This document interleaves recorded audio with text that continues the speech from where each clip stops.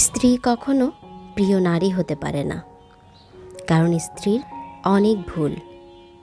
বেশিরভাগ লোককে যদি প্রশ্ন করেন আপনার জীবনে প্রিয় নারীকে, হয়তোবা বেশিরভাগই উত্তর দেন মা, কেউ বলে বোন, কেউ বলে নানি, কারণ তারা তাকে কোলে পিঠে করে মানুষ করেছে। একজন মানুষও উত্তর দেন না তার স্ত্রী তার সবচেয়ে প্রিয় নারী। আসলে বাঙালিদের সমস্যা, বউকে ভালোবাসি বললে মান সম্মান চলে যাবে, লোকে বউ পাগল বলবে, বউয়ের কাছে ছোট হয়ে যাবে, অথবা বাকি পুরুষদের সামনে তার পুরুষত্ব কমে যাবে। এমন একজন মানুষও কি নেই যে বলতে পারবে তার জীবনের সবচেয়ে প্রিয় নারী হচ্ছে তার স্ত্রী? আসসালামু আলাইকুম এভরিওয়ান, রূপালীর দিনরাত্রির পক্ষ থেকে আমি রূপা আপনাদের সবাইকে আবারও স্বাগতম জানাচ্ছি আমার নতুন আরেকটি ব্লগ দেখার জন্য। তো যে পরিমাণ গরম পড়েছে তাই সকালে কিন্তু ফাঁকিবাজি নাস্তা রেডি করে ফেলেছি। তো দেখুন আমাদের তিনজনের জন্য 3 রকমের নাস্তা। আরহামকে দিয়েছি নিউটেলা দিয়ে ব্রেড, আমি নিয়েছি জেলি দিয়ে, আর আরহামের বাবা এর কোনোটাই খাবে না, জাস্ট হালকা একটু বাটার দিয়ে আমি ব্রেড টোস্ট করে দিয়েছি, আর তিনজনের জন্য ডিম। আসলে যখন অতিরিক্ত গরম পড়ে তখন না এই রুটি ছেঁকা ভাজি করা এগুলি অনেক বেশি কষ্টদায়ক হয়ে যায়। তাই যখন বেশি গরম পড়ে তখন দেখা যায় এই ধরনের হালকা পাতলা নাস্তা দিয়েই নাস্তার কাজটা আমি সেরে ফেলি, কারণ গরমে বেশিক্ষণ রান্নাঘরে থাকা খুবই কষ্টদায়ক হয়ে যায়। যখন অতিরিক্ত গরম পড়ে আমি সবসময় চেষ্টা করি সংসারের কাজগুলো একটু সকাল সকাল করে নেয়ার, কারণ সকাল দিকে কিন্তু গরমের তীব্রতা একটু হলেও কম থাকে। যত বেলা বাড়তে থাকে গরম কিন্তু ততই বেশি প্রখর হতে থাকে। তাই সকাল সকাল যদি কাজগুলো শেষ করে নেওয়া যায় তাহলে কিন্তু কষ্ট অনেকটাই কম হয়। যতই গরম পড়ুক, যতই ঠান্ডা পড়ুক, আমাদের গৃহিণীদের কিন্তু থেমে থাকলে চলবে না, সংসারের কাজগুলো কিন্তু আমাদের করতেই হবে। তো আজকে চিন্তা করলাম একটু আমসত্ত্ব বানাবো, কাঁচা আম ছিল বাসায়, তো সেটা আমি সিদ্ধ করতে বসিয়ে দিয়েছি। তার পাশে আমি রান্নাটাও বসিয়ে দিব। আসলে আপনি যদি একটু সময় নির্ধারণ করে কাজগুলো শুরু করেন, মাত্র 1 ঘন্টা সময়েই কিন্তু আপনি আপনার সবগুলো কাজ শেষ করতে পারবেন। আর কি রান্নাবান্না করবেন সেগুলো যদি আগের দিন রাতে থেকেই একটু গুছিয়ে রেখে দেন তাহলে কিন্তু রান্নাবান্না করতেও খুব একটা সময় লাগে না। আর যখন অতিরিক্ত গরম পড়ে আমি সবসময় চেষ্টা করি একটু সিম্পল রান্নাবান্না করার জন্য, যাতে তাড়াতাড়িও হয়ে যায় আর আমাকে বেশিক্ষণ রান্নাঘরেও থাকতে না হয়। তো আমটা সিদ্ধ করে নিচ্ছি, আর এদিক থেকে আমি ডাল রান্না করব। তো ডালটা হাতে মেখেই বসিয়ে দিব। তো এর জন্য আমি সব রকমের মশলা দিয়ে দিচ্ছি। তো আজকে আমি সজনে ডাঁটা আর কাঁচা আম দিয়ে ডালটা রান্না করব। তো সবসময় দেখা যায় একটু পাতলা করেই এই ডালটা রান্না করি, তো আজকে চিন্তা করলাম একটু ডাল ভুনা টাইপের করব, ওর ভিতরে আমি সজনে ডাঁটা আর কাঁচা আম দিব। তো এই অসহনীয় গরমে যদি রান্নাঘরে আপনার কষ্ট কমাতে চান তাহলে কিন্তু আগের দিন রাতে থেকেই কিছু রান্নার প্রিপারেশন আপনাকে নিয়ে রাখতে হবে। সব কিছু যদি কাটা বাছা করা থাকে তাহলে রান্না করতে কিন্তু 1 ঘন্টার বেশি সময় লাগে না। তো এই যে আমি এখানে ডালটা বসিয়ে দিয়েছি, ডালটা বসিয়ে কিন্তু আমি অন্যান্য কাজগুলোও করে নিব। আমি কিন্তু রান্নাঘরে সারাক্ষণ দাঁড়িয়ে থাকবো না, কারণ এই গরমে চুলার পাশে দাঁড়িয়ে থেকে রান্না করা কিন্তু একদম অসহ্য লাগে। ডালটা যখন সিদ্ধ হয়ে যাবে তখন কিন্তু আমি সজনে ডাঁটাগুলো অ্যাড করে দিয়েছি। এই সজনে ডাঁটাটা আমি গতকাল রাতেই কিন্তু কেটে রেখেছিলাম, এর জন্য কিন্তু আমার খুব একটা কষ্ট হয়নি, কারণ সজনে ডাঁটা কিন্তু কাটতে বেশ অনেকটা সময় লেগে যায়। তো তারপরে ডাঁটাটা সিদ্ধ হয়ে যাওয়ার পরে আমি এখানে কাঁচা আম দিয়ে দিয়েছি, আর এখান থেকে আমি কিছু রসুন থেতো করে নিব। এটা ডাল বাগার দিব, প্লাস আমি শাক ভাজি করব। শাকটাকেও বাগার দেওয়ার জন্য একসাথে বেশি করে রসুন একসাথে থেতো করে নিচ্ছি। এটা দিয়ে থেতো করলে দেখা যায় সময় অনেকটা বাঁচে, আর একসাথে অনেকগুলো রসুন কিন্তু থেতো করা যায়। কাটতে গেলে দেখা যায় একটু বেশি সময় লেগে যায়। আর থেতো করা রসুন দিয়ে শাক কিংবা ডাল বাগার দিলে খুব সুন্দর একটা ফ্লেভার কিন্তু আসে। টক ডাল বাগার দেওয়ার ক্ষেত্রে আমি পেঁয়াজ রসুনের সাথে কিছুটা 5 ফোড়নও অ্যাড করি। তো আমি এখানে শুকনো মরিচ আর দিলাম না, কারণ বেশি ঝাল হয়ে যাবে, তাহলে আর আরহাম খেতে পারবে না। তো এখন যেই রান্নাটা দেখা যায় আরহামও খাবে আমরাও খাবে, তো সেটাতে দেখা যায় ঝাল দেওয়ার কম দেওয়ার চেষ্টা করি। আমি আজকে ডালে মাত্র 2টো কাঁচামরিচ দিয়েছি। তো যারা 5 ফোড়ন পছন্দ করেন না তারা চাইলে এই ফোড়নটাতে জিরা অ্যাড করতে পারেন, জিরা দিলেও খুব সুন্দর একটা ফ্লেভার আসে। আজকে ডালটা না এত বেশি মজা হয়েছিল, আপনারা চাইলে এভাবে ট্রাই করে দেখতে পারেন। আর এখানে আমি একই কড়াইয়ে কিন্তু হচ্ছে শাক বাগার দিব। শাকটাকেও আমি আগের দিন রাতে কেটে বেছে এভাবে সিদ্ধ করে রেখে দিয়েছিলাম। তো এখন হচ্ছে শাকটাকে বাগার দিয়ে নিচ্ছি। আর একই কড়াইয়ে রান্না করার ক্ষেত্রে কিন্তু দেখা যায় বারবার আমাকে কড়াই গরম করতেও হবে না বা বেশি কড়াই ধুতেও হবে না। এর জন্য একটা কড়াইয়ে আমি দেখা যায় যে কোনো ভাজাভুজির কাজগুলো শেষ করার চেষ্টা করি, কারণ এই গরমে যত বেশি থালা বাসন হবে তত বেশি কষ্ট হবে। তো এখন দেখুন সব রান্নাবান্না শেষ হয়ে গিয়েছে। এখানে ডাল আছে, শাক ভাজি আছে, আর গরুর মাংস আমি যখন রান্না করি একটু বেশি পরিমাণে রান্না করে রাখি। যখন দেখা যায় রান্না করতে ইচ্ছা করে না বা এত গরমে রান্নাঘরে কাজ করতে ইচ্ছা করে না, তখন দেখা যায় এক বক্স বের করে গরম করে নেই। তো আজকে হচ্ছে একটা বোম্বাই মরিচ নিয়েছি। তো বোম্বাই মরিচটা দেখে মানে এত খেতে ইচ্ছা করছিল, কিন্তু আমি অত একটা ঝাল খেতে পারি না। আর এখানে একটু শুটকি তরকারি ছিল আগের দিনের, তো সেটা নিয়েছি। তো শাক ভাজি দিয়ে কিন্তু শুকনা মরিচ খেতে অনেক বেশি ভালো লাগে। তো শুকনা মরিচ খেলে দেখা যায় একটু গ্যাসের প্রবলেম হয়ে যায়, তাই হচ্ছে বোম্বাই মরিচটা নিয়েছি। আর সাথে নিয়েছি লেবু। আমার দেখা যায় কি শীতের সিজনে খুব একটা লেবু খাওয়া হয় না, কিন্তু গরমের সিজনে যেই ধরনের মানে সবজিগুলো পাওয়া যায় সেই ধরনের সবজিগুলোর সাথে লেবু খেতে ভালো লাগে। তো আমার আরহামও দেখলাম ঠিক সেরকমই হয়েছে। আরহাম আগে হচ্ছে লেবু খেত না, মানে ছোটোবেলায় খেত, তারপরে মাঝখান দিয়ে কিছুদিন অফ ছিল, কিন্তু এখন সে লেবু ছাড়া ভাতই খাবে না, মানে ভাতে লেবু নিতেই হবে। আর ইদানিং তো একটু অসুস্থ হওয়ার কারণে কিছুই খেতে চাচ্ছে না, খুবই কষ্ট হয়ে যাচ্ছে ওকে খাওয়া দাওয়া করানো। তো জানি না কিভাবে ওর রুচিটা ফেরত আনবো। তো আগেও খেতে চাইতো না, আসলে বাচ্চাদের এই বয়সটাই মনে হয় এমন, খাবারের প্রতি একদম অনীহা চলে আসে।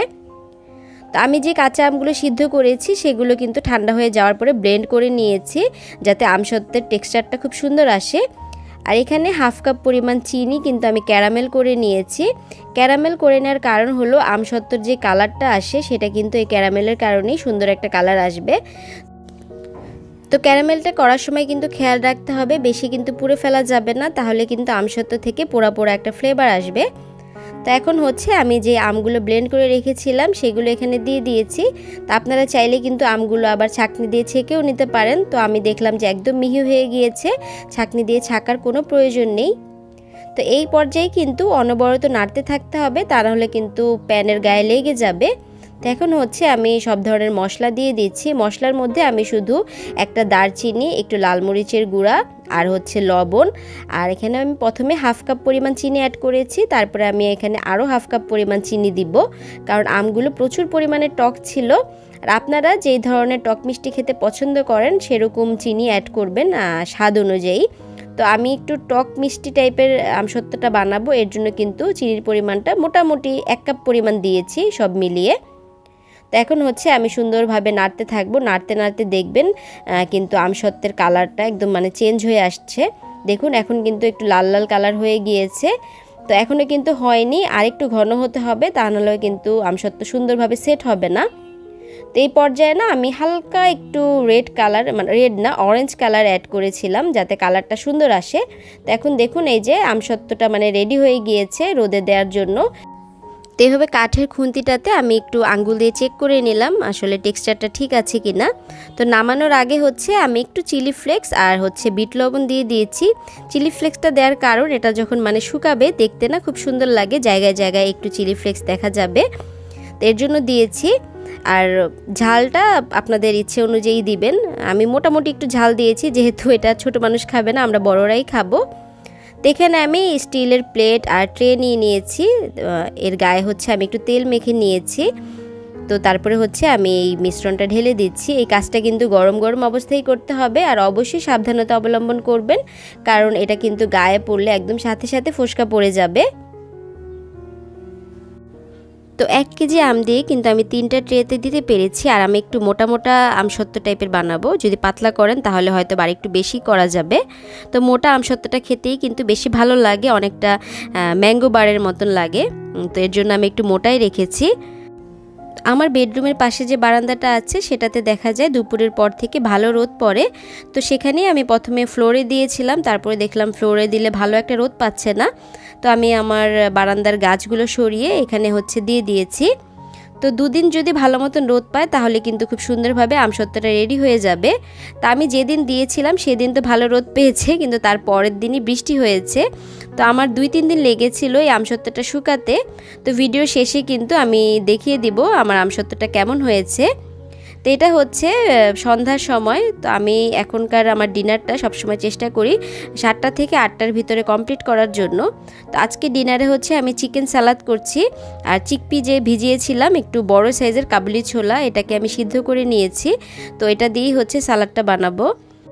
তো চিকেন না থাকলে আপনারা চাইলে সিদ্ধ ডিম দিয়েও কিন্তু এই সালাদটা বানাতে পারেন।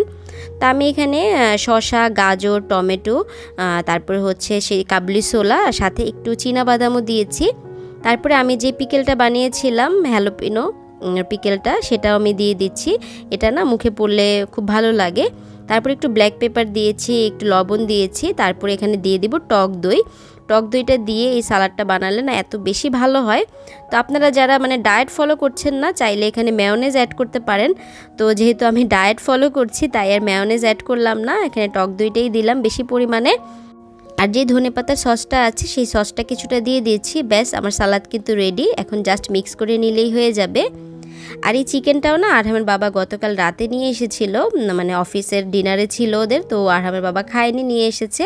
তা আমি আর রাতের বেলা খাইনি, তো সেটাই রেখে দিয়েছিলাম। তো সেই চিকেনটাই আমার আজকের ডিনার হয়ে যাবে। তো এখানে কিন্তু বেশ অনেক পরিমাণে সালাদ হয়েছে, মানে একটু একটু করে সব কিছু দিতে দিতে না বেশ অনেকগুলো হয়ে গিয়েছে। তো এটা খেলে কিন্তু রাতে আর ক্ষুধা লাগবে না। আমরা কিন্তু দেখা যায় বেশিরভাগ ক্ষেত্রে আমাদের রাতের ডিনারটা 9টা, 10টা, 11টা এরকম টাইমে করে থাকি, কিন্তু ডিনারটা সবসময় 7টা থেকে 8টার ভিতরে করে ফেলা উচিত। এটা স্বাস্থ্যের জন্য বেশ ভালো উপকারে দেয়। তো এখন আমি চিন্তা করেছি মানে ডায়েটও যদি না করি আমি আমার ডিনারটা 8টার ভিতরে কমপ্লিট করব। কিন্তু যেহেতু আরহামের বাবা অফিস থেকে আসতে আসতে লেট করে, তো সে তো আর 8টার ভিতরে ডিনার কমপ্লিট করতে পারবে না। তো তার ডিনার করতে করতে কিন্তু বেশ অনেকটা লেটই হয়ে যায়।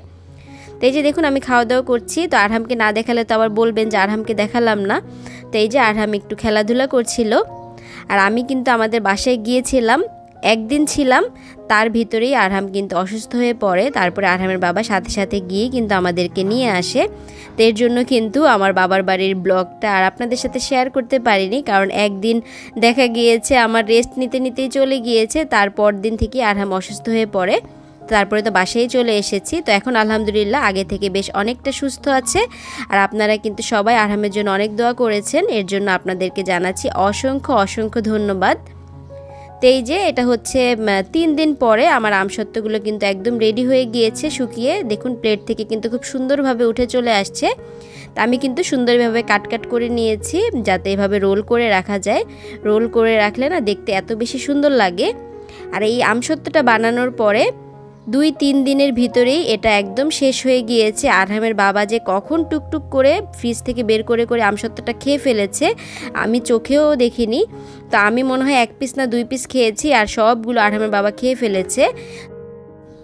যখন সে হাতে নাতে ধরা পড়ে গিয়েছে চুপি চুপি আমসত্ত্ব খেতে গিয়ে, তখন বলছিল আমি আবার আম এনে দিব, আমাকে বানিয়ে দিও। তা আমি বললাম তুমি একসাথে এর জন্য সবগুলো আমসত্ত্ব খেয়ে ফেলবে, এগুলো তো একটু রেখে খাওয়ার জন্য বানিয়েছি। তো বললো অনেক মজা হয়েছে, এর জন্য খেয়ে ফেলেছি, আবার বানাবে। তা আমি বললাম এত কষ্ট করে বানিয়েছি, আমার পক্ষে আর সম্ভব না এই আমসত্ত্ব আবার বানানো, তোমাকে আমি রেসিপি শিখিয়ে দিব, পারলে তুমি বানিয়ে খেও। তো এই যে দেখুন আমসত্ত্বগুলো এত সুন্দর হয়েছে। আর আজকের মতো কিন্তু এখান থেকেই বিদায় নিচ্ছি। আল্লাহ হাফেজ, আসসালামু আলাইকুম।